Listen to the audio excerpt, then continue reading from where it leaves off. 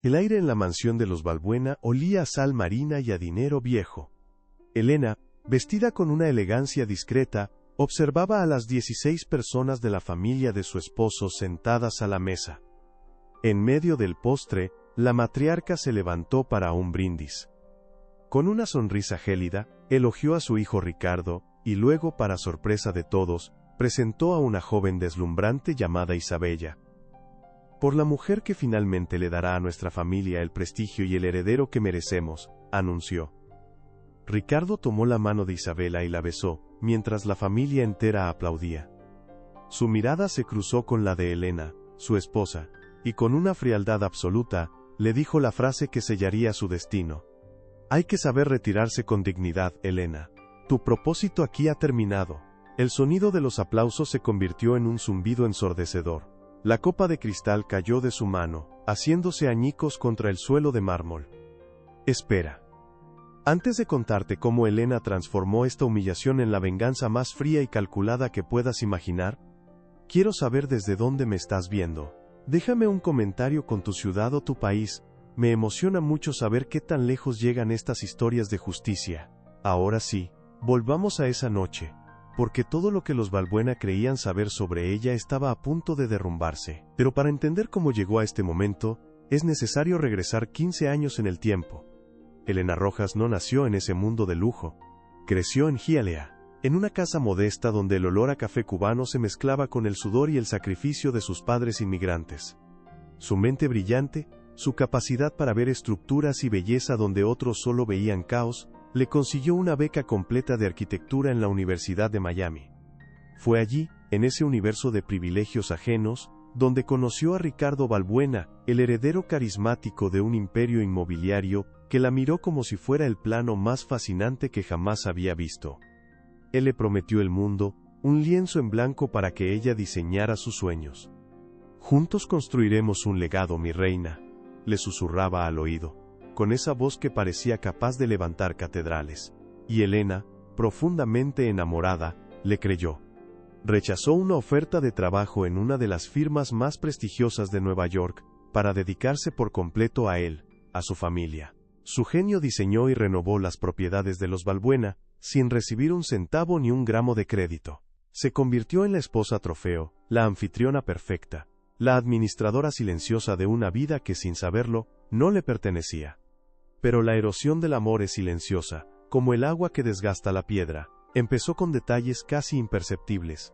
El celular de Ricardo, que antes dejaba en cualquier lugar, ahora siempre descansaba boca abajo sobre la mesa de noche. Las reuniones de trabajo se extendían hasta la madrugada, y volvía a casa con un aroma a perfume caro que no era el de ella.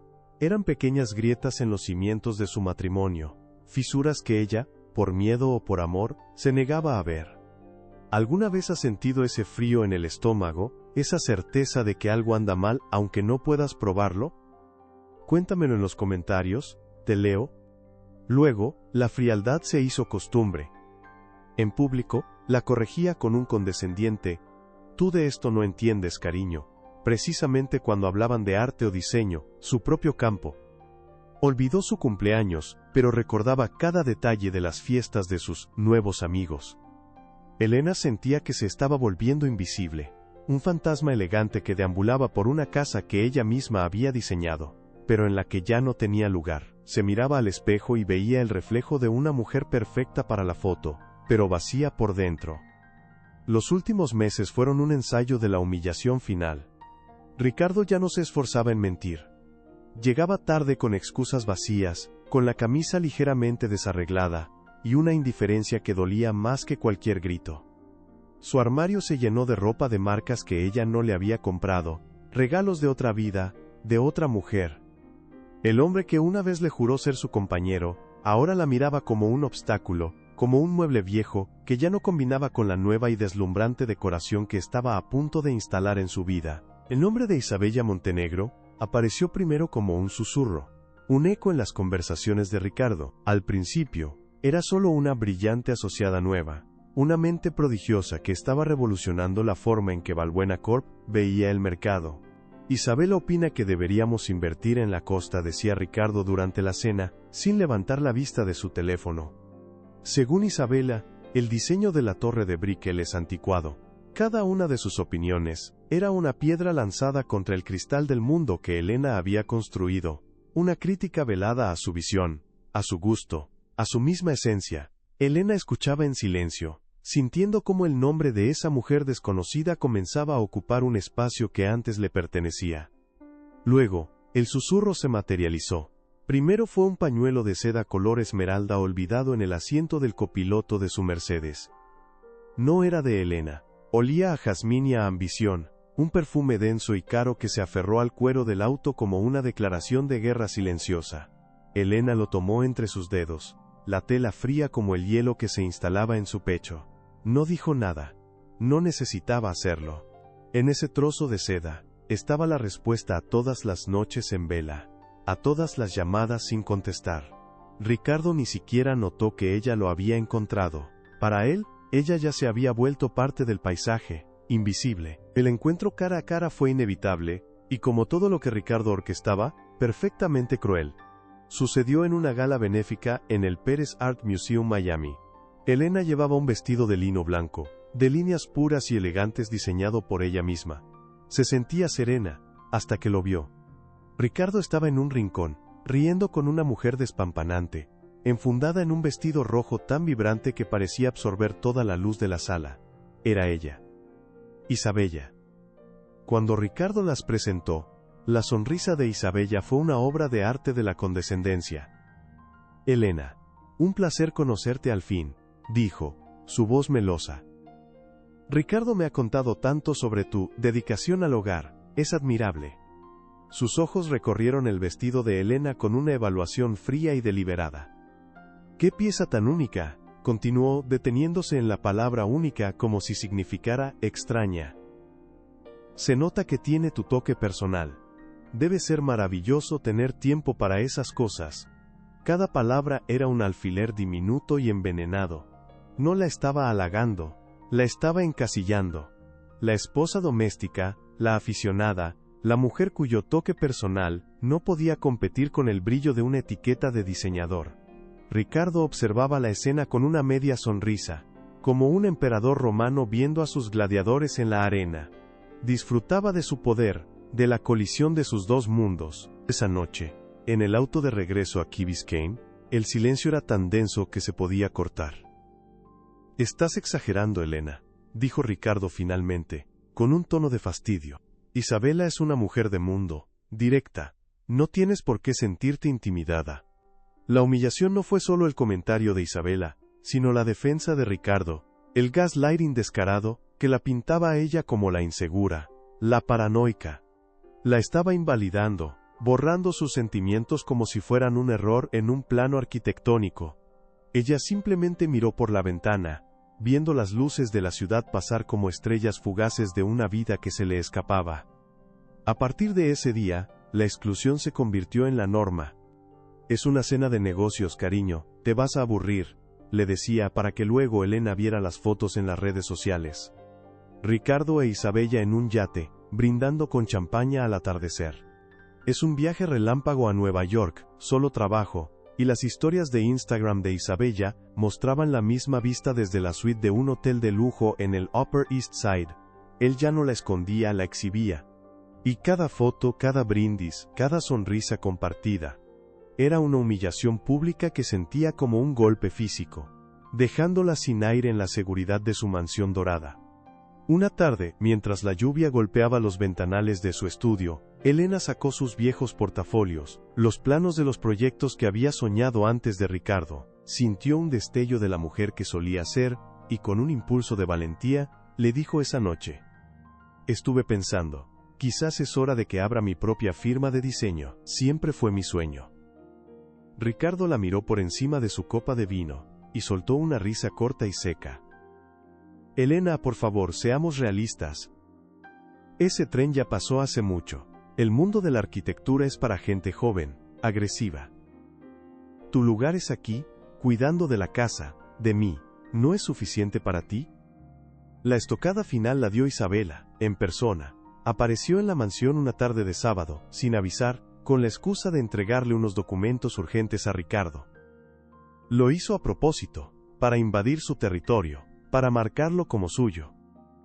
Encontró a Elena en la biblioteca, revisando unos planos para la remodelación de la casa de campo.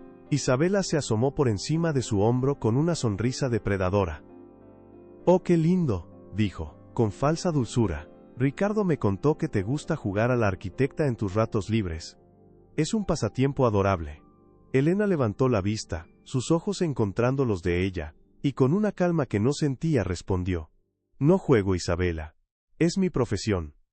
La sonrisa de Isabela se ensanchó. «Claro, cariño, pero hay una gran diferencia entre un pasatiempo y construir un imperio, ¿no crees? Ricardo necesita a alguien que vuele a su misma altura». En ese instante, Elena comprendió. No solo la querían fuera de la vida de Ricardo, querían aniquilarla, reducir a cenizas todo lo que ella era, todo lo que había sacrificado, pero lo que ellos no sabían era que las cenizas a veces son el mejor fertilizante para la venganza. La cena en la mansión Balbuena había alcanzado su punto culminante, pero no por la comida o el vino, sino por la ejecución pública de un alma. Los aplausos de los 16 miembros de la familia resonaban en el comedor, una ovación para Isabella, la usurpadora, y para Ricardo, el verdugo. Cada par de manos que chocaban era un martillazo sobre el corazón de Elena. Y entonces, la mirada de Ricardo encontró la suya a través de la larga mesa. No había disculpa, ni siquiera lástima, solo el frío acero de una decisión final. «Hay que saber retirarse con dignidad, Elena. Tu propósito aquí ha terminado». Cada palabra fue un cincel de hielo tallando una herida en su interior. El aire se volvió espeso, pesado, imposible de respirar. Su corazón, ese músculo leal que había latido por él durante 15 años, empezó a martillar contra sus costillas como un animal enjaulado buscando una salida. Un temblor helado nació en la boca de su estómago y se extendió por sus venas, llegando hasta la punta de sus dedos. La copa de cristal, frágil como la promesa que él le hizo una vez, se deslizó de su mano. El estallido agudo del cristal contra el mármol fue un disparo en la catedral de silencio que se había formado en su mente. El sonido de los aplausos murió al instante. 16 pares de ojos se clavaron en ella. Vio el desprecio en los de su suegra, la fría victoria en los de Isabela, y una curiosidad morbosa en los de los demás. Esperaban un espectáculo. Esperaban el llanto, el desmoronamiento. Elena sintió cómo la sangre abandonaba su rostro, dejándola pálida y vacía. Su vista se nubló por un segundo, y las caras a su alrededor se convirtieron en manchas borrosas de crueldad y privilegio. Estaba sola, en el centro de una arena romana, y acababan de soltar a los leones. Isabela se levantó de su asiento, su vestido rojo como una mancha de sangre en la escena del crimen. Se acercó a Elena con la elegancia de un depredador que sabe que ha ganado. En lugar de una bofetada, que habría sido un acto casi misericordioso, le ofreció el más cruel de los gestos: la piedad. Puso una mano sobre el brazo de Elena, y su tacto se sintió como una quemadura. «Pobrecita», susurró, pero su voz fue lo suficientemente clara para que la mitad de la mesa la oyera. «Debe ser un shock terrible para ti, pero no te preocupes, yo cuidaré bien de él». Y entonces Ricardo rió. No fue una carcajada, sino un sonido corto, seco, hueco, lleno de un desprecio absoluto. El sonido de un hombre que se deshace de un objeto que ya no le sirve. Se recostó en su silla, mirando a Elena como si fuera una extraña que había interrumpido su fiesta. «No montes un drama, por favor», dijo, su voz cortante como los fragmentos de cristal en el suelo. «Te pedí una sola cosa, dignidad. ¿Es tanto pedir que te vayas sin hacer una escena?» La humillación era completa. No solo la había reemplazado, no solo la había desechado, sino que ahora la acusaba de no tener la clase suficiente para aceptar su propia aniquilación. El mundo entero contuvo la respiración, esperando el colapso. Esperaban las lágrimas, los gritos, la histeria de una mujer rota. Cualquiera en su lugar se habría derrumbado, habría maldecido, habría huido en un mar de sollozos. Pero ellos no conocían a Elena Rojas. No conocían a la arquitecta que veía la estructura bajo el caos. La que entendía que para construir algo nuevo, a veces, primero hay que demolerlo todo hasta los cimientos. En ese instante, algo dentro de ella se quebró, sí, pero no fue su espíritu. fue la última cadena que la ataba a la mujer que había sido. El temblor en sus manos se detuvo, su respiración, que había sido un huracán en su pecho, se calmó hasta convertirse en una brisa glacial. Levantó la vista del suelo y miró directamente a Ricardo. Su mirada ya no era la de una esposa herida suplicando una explicación. Era la mirada vacía y precisa de una estratega evaluando un plano defectuoso. Un edificio que estaba estructuralmente comprometido y debía ser demolido. Ya no veía al hombre que amaba, veía un obstáculo. Ya no sentía dolor, sentía un propósito. Lentamente, con una gracia que ninguno de ellos merecía presenciar, se inclinó, no para esconderse, sino para recoger el trozo más grande del cristal roto. Lo sostuvo entre sus dedos por un momento, observando su propio reflejo fragmentado en él.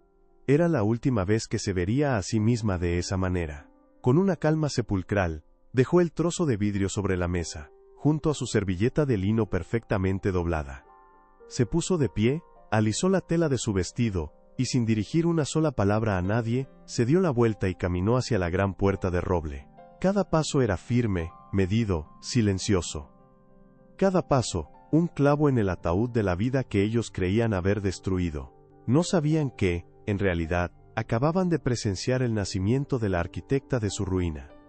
La puerta del comedor se cerró a sus espaldas con un clic suave y definitivo, un sonido que separó su vida en dos mitades, el antes y el ahora. No corrió, no lloró, caminó por el largo pasillo de mármol, sus pasos resonando en el silencio de una casa que de repente se sentía ajena, fría, como un mausoleo. Subió la escalera de caracol, una estructura que ella misma había diseñado para parecer una cinta de seda flotando en el aire. Ahora le parecía una jaula de huesos. Entró en su estudio, su santuario, el lugar que Ricardo llamaba con desdén tu pequeño rincón de pasatiempos. El trozo de cristal roto seguía en su mano, sus bordes afilados presionando contra su palma. No sentía dolor. El shock había anestesiado su piel, pero había despertado algo mucho más profundo y peligroso en su interior. Miró el fragmento. Ya no era un recuerdo de su humillación, sino la primera herramienta de su nueva vida. A partir de ese instante, su mente de arquitecta se activó con una claridad glacial. La mansión ya no era su hogar, era un proyecto fallido. Un edificio con cimientos podridos y fallas estructurales irreparables. Las personas que cenaban abajo no eran su familia, eran los ocupantes ilegales de una estructura a punto de ser condenada. Durante 15 años, había sido la administradora, la diseñadora, la cuidadora. Ahora, se convertiría en la arquitecta de la demolición. Cada mentira de Ricardo, cada humillación de su familia, cada sonrisa condescendiente de Isabella, eran vigas maestras corroídas por la mentira. Y ella conocía cada rincón, cada grieta, cada punto débil de esa construcción. Ellos creían que la habían despedido. En realidad, le acababan de encargar el proyecto más importante de su vida. El desmantelamiento total del Imperio Balbuena. Su primer movimiento no fue hacia el armario para empacar, sino hacia la pared opuesta de su estudio, donde colgaba una impresión de un cuadro de Kandinsky. Con un movimiento preciso, descolgó el marco. Detrás, incrustada en la pared, había una pequeña caja fuerte digital que nadie más conocía. Introdujo la combinación. La fecha en que le concedieron la beca que lo cambió todo. Dentro, junto a sus viejos bocetos y su título universitario, había una carpeta de cuero azul. La sacó y la puso sobre su escritorio de roble. Contenía los documentos que había firmado hacía 10 años. Cuando el padre de Ricardo reestructuró el patrimonio familiar. Recordó la escena con una nitidez dolorosa. Ricardo, impaciente, apurándola para firmar. ¿Para qué lees tanto, mi amor? Es solo una formalidad para los impuestos, le había dicho, riéndose. Pero ella leyó cada palabra, y recordaba perfectamente la cláusula 12b. Nombramiento de Elena Rojas como administradora única y firmante legal de Balbuena Legacy Holdings. El poder absoluto, entregado por la arrogancia de ellos, había estado durmiendo en esa carpeta durante una década. Los siguientes días, Elena se convirtió en un fantasma en su propia casa. Ricardo e Isabella, embriagados de victoria, apenas notaban su presencia.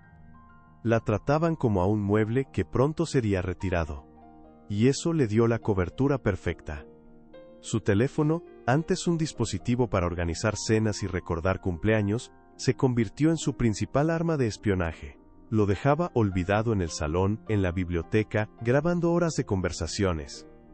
Escuchaba sus planes para la boda, sus burlas sobre su patética reacción en la cena, las llamadas de Ricardo a sus abogados para asegurarse de que el divorcio la dejara con lo mínimo indispensable. Cada palabra grabada era un ladrillo más en el muro de su fortaleza, cada risa compartida era combustible para el fuego helado que ahora ardía en su pecho. No buscaba pruebas de infidelidad, eso ya era obvio.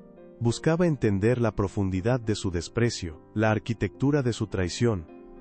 La habían quebrado, sí, pero con los fragmentos forjaron un arma. Y ahora, quiero preguntarte a ti, ¿qué harías tú en su lugar? Escribe en los comentarios.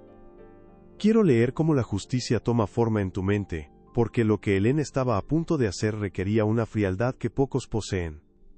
Sabía que no podía hacer esto sola. No podía confiar en ninguno de los abogados corporativos que pululaban alrededor de los Balbuena como tiburones.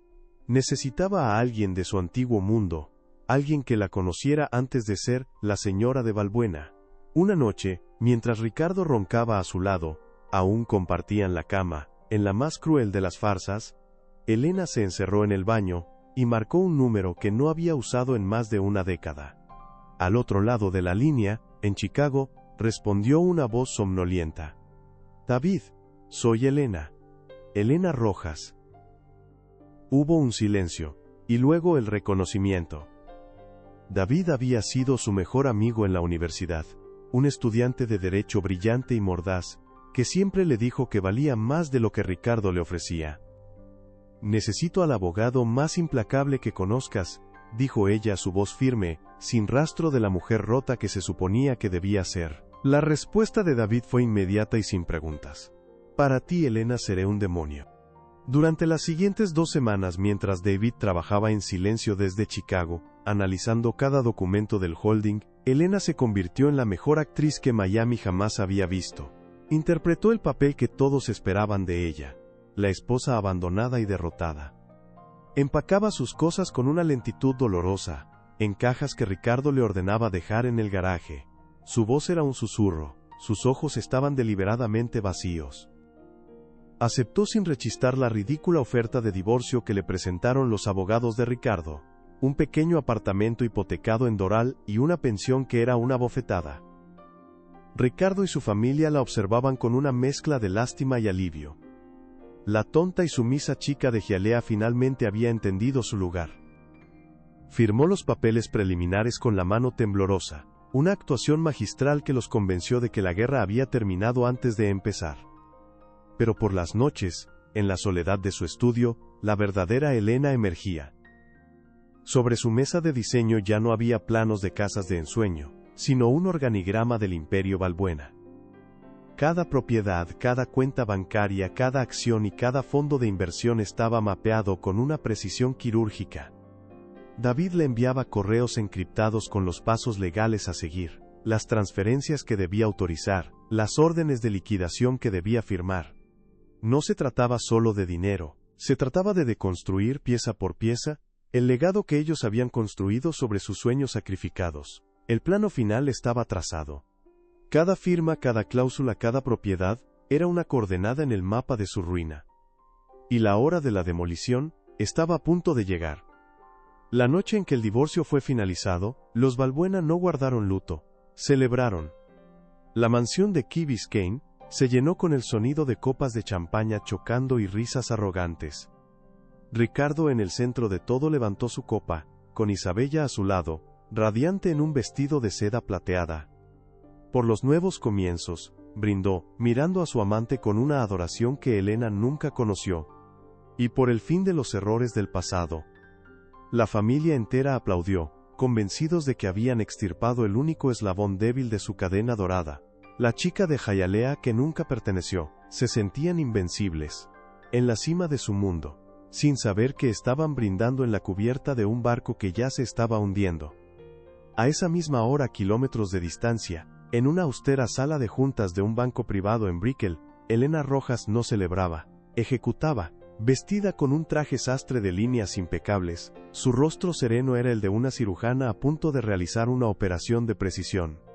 Frente a ella, sobre una mesa de caoba pulida, reposaba una pila de documentos. El banquero, un hombre de rostro impasible, le extendió una pluma de oro. «Cuando esté lista, señora Rojas». Elena tomó la pluma. No temblaba.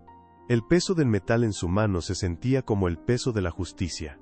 Era la arquitecta, y ese era el momento de firmar la orden de demolición.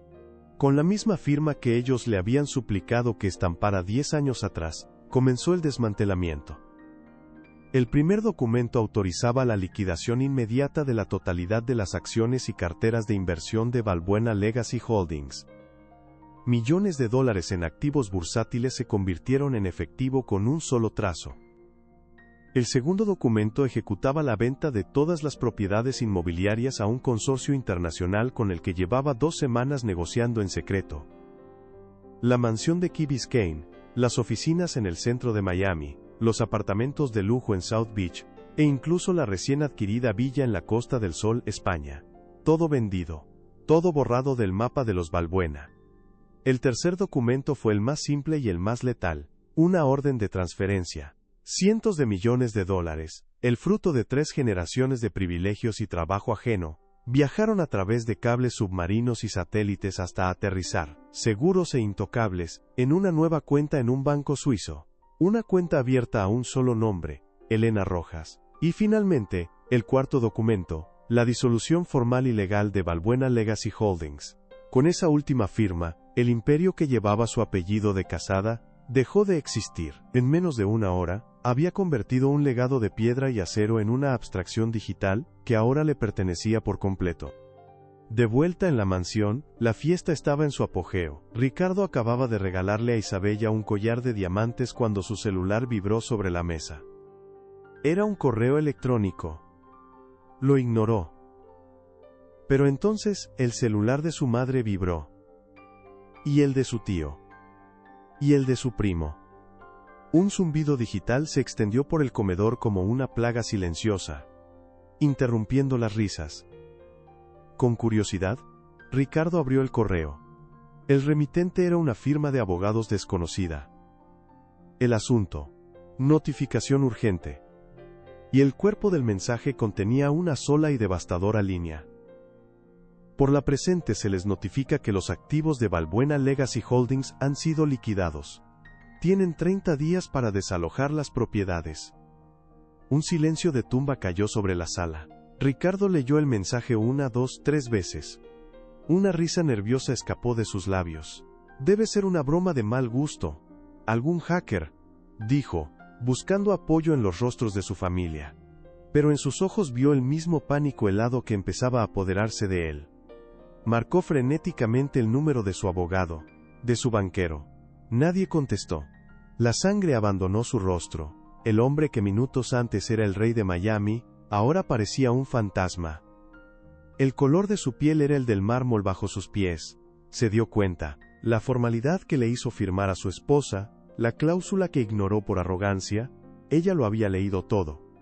Isabella lo observaba. El brillo de los diamantes en su cuello, de repente parecía barato y frío. Vio la descomposición de Ricardo en tiempo real, el sudor en su frente, el temblor en sus manos, la mirada perdida de un hombre que acaba de caer desde lo más alto de un rascacielos. No hubo una palabra de consuelo. Su rostro, antes lleno de adoración, se endureció hasta convertirse en una máscara de desprecio.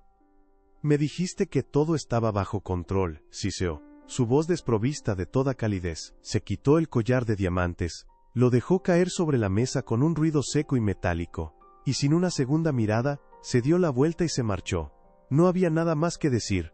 El propósito de Ricardo en su vida, al parecer, también había terminado. Mientras el imperio Balbuena se desmoronaba en un eco de llamadas furiosas, subastas y notificaciones de desalojo, Elena ya estaba a miles de kilómetros de distancia, respirando un aire diferente. El aire de Chicago. No olía a sal marina, ni a dinero viejo, sino a acero, a lago y a ambición. Se instaló en un loft con vistas a la ciudad, un lienzo en blanco donde cada mueble, cada textura y cada rayo de luz era una elección deliberada. suya. Por primera vez en 15 años, el espacio que habitaba era un reflejo de su alma, no una jaula de oro diseñada para complacer a otros. No miró atrás. No necesitaba hacerlo. La ruina de ellos no era su victoria. Su victoria era su propio renacimiento. Un año después, el nombre de Elena Rojas ya no era un susurro en los salones de Miami, sino una firma respetada en el competitivo mundo de la arquitectura de Chicago. Fundó Rojas Design Studio, una firma boutique especializada en diseño sostenible y lujo consciente. Su oficina, un espacio minimalista en el West Loop, era un hervidero de creatividad y talento joven. Ya no caminaba con la discreción de quien teme ocupar demasiado espacio. Ahora, sus pasos sobre el hormigón pulido de su estudio eran firmes. Los de una mujer que era dueña de cada centímetro del suelo que pisaba y de cada decisión que tomaba. Su primer gran proyecto, la renovación de un teatro histórico, le valió un prestigioso premio de diseño. La noche de la gala, mientras sostenía el galardón, no pensó en Ricardo ni en Isabela. Pensó en la chica de Hialeah que soñaba con construir mundos, y le sonrió a través del tiempo. El amor llegó no como un huracán, sino como una conversación tranquila, en una tarde de otoño. Conoció a Daniel en el Art Institute of Chicago, frente a un cuadro de Hopper. Él era profesor de historia de la arquitectura, un hombre de ojos amables, y una mente tan afilada como la de ella. Su primera cita no fue una cena de lujo, sino un largo paseo por el Millennium Park, discutiendo sobre la tensión estructural del pabellón Pritzker. Daniel se enamoró de su pasión, de la forma en que sus ojos se iluminaban al hablar de líneas y formas, de su increíble resiliencia. No sabía nada de su fortuna ni de su pasado, y a ella no le importaba. Se estaba enamorando de un hombre que admiraba su mente, no su utilidad. Un hombre que no quería que fuera el cimiento de su vida, sino la arquitecta de una vida juntos, construida sobre pilares de respeto mutuo y verdad. Una noche, de pie en el balcón de su apartamento, mirando las luces de la ciudad extenderse como una galaxia a sus pies, Daniel la abrazó por la espalda. Apoyó su barbilla en el hombro de ella y le susurró, ¿en qué piensas? Elena observó el John Hancock Center, una proeza de ingeniería y audacia que se alzaba contra el cielo oscuro. Por un instante, recordó la mansión de Key Biscayne, tan grande y tan vacía. Recordó la sensación de ser un adorno en una estructura que no le pertenecía. Se giró, encontrando la mirada de Daniel, y una serenidad profunda, una paz que creyó perdida para siempre la inundó. Ya no había frío en su estómago, solo la calidez de una vida elegida. Ella no solo había demolido un imperio construido sobre mentiras, había usado los escombros para construir los cimientos de su propia catedral. Y esta vez, los cimientos eran indestructibles. Cuéntame en los comentarios desde qué país nos estás viendo, me encantará leerte. Y no olvides suscribirte para no perderte más historias como esta.